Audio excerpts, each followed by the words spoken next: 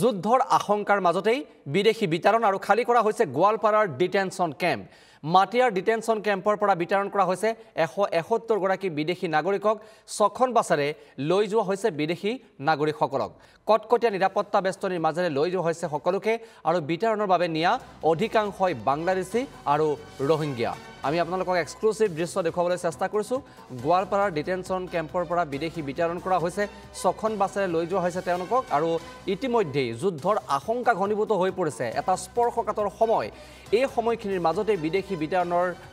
বিষয়টোৱে